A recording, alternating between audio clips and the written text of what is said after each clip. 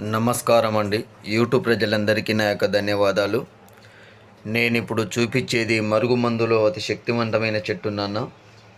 మీలో చాలామంది మరుగుమందు అనుకొని ఏదో ఒక మందు పెట్టేసి మీ పనిలో విఫలం అవ్వడం అనేది జరుగుతుంది.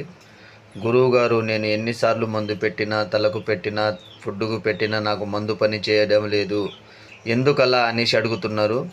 మీరు పెట్టడంలో పొరపాటు చేసినా, లేదంటే ఒరిజినల్ మరుగుమందు పెట్టకుండా కానీ మీ పనిలో విఫలం అనేది అయిపోతుంటుంది.